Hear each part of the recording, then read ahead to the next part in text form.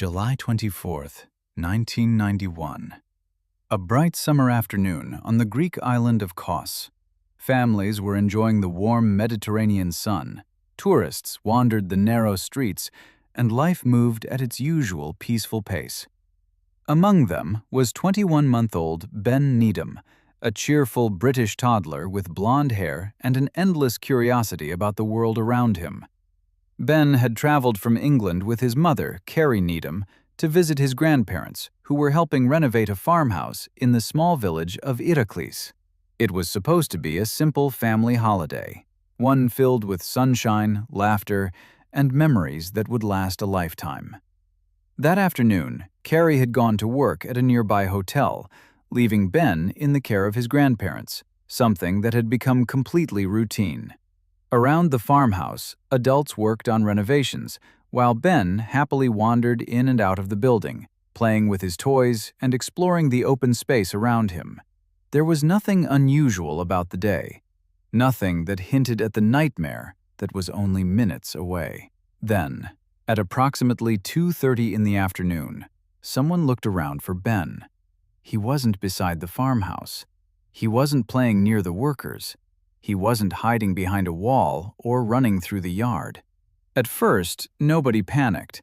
They assumed he had wandered only a short distance away. Perhaps he had followed one of the workers. Perhaps his teenage uncle had taken him for a ride on his moped. They called his name again and again, but there was no answer. As the minutes passed, concern turned into fear.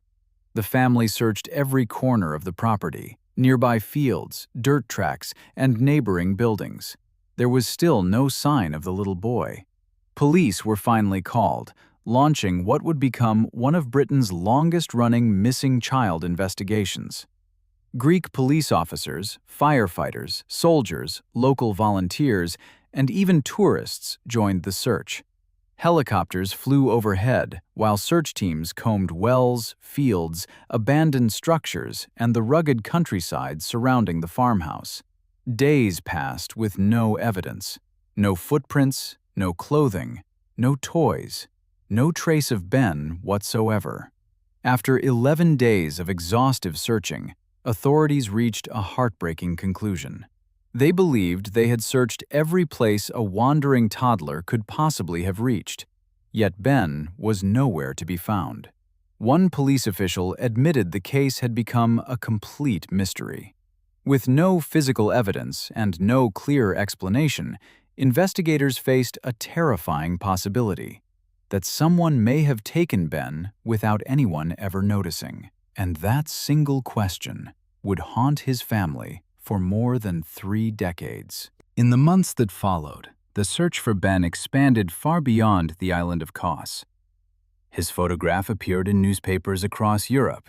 Television broadcasts carried his smiling face into millions of homes.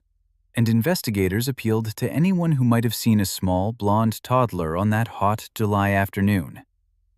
Then the phone calls began.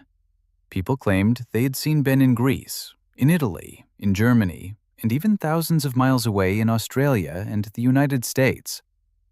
Some were convinced they had met a young boy who looked exactly like him.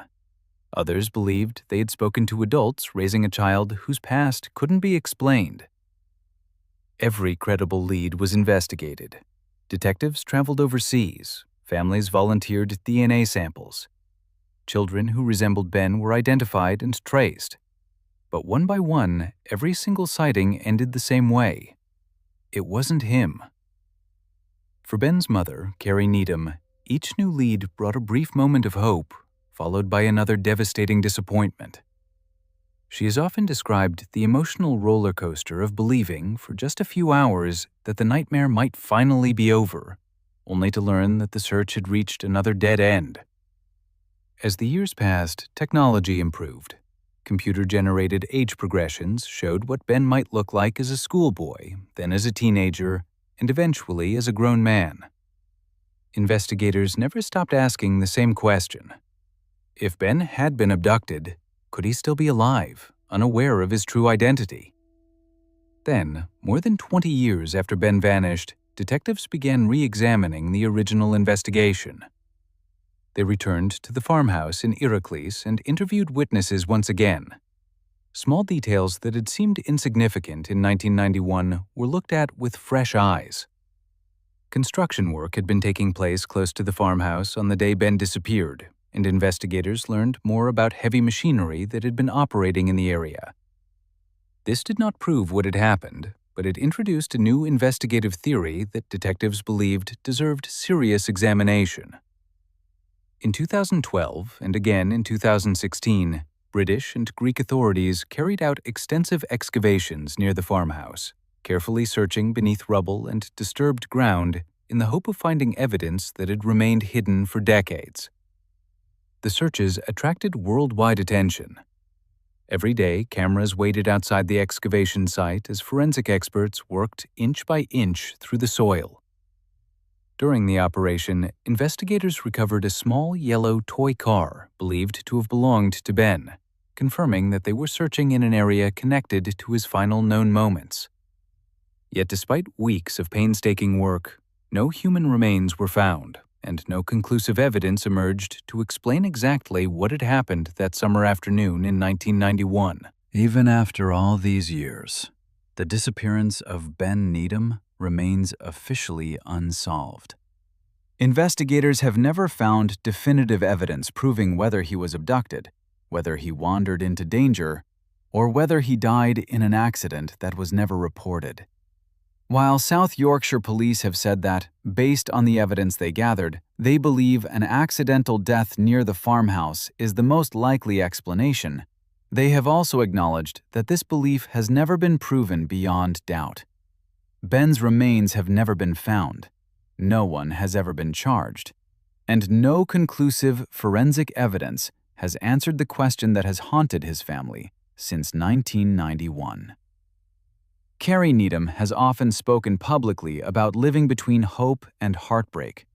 For years, she believed Ben may have been abducted and raised by another family, unaware of his true identity. Every age progression image, every reported sighting, every phone call from someone claiming to have seen a man who looked like Ben, reopened wounds that never truly healed.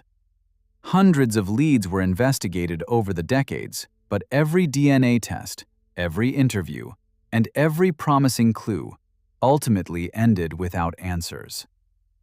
In recent years, Carrie has continued searching independently, determined that her son's story will never be forgotten.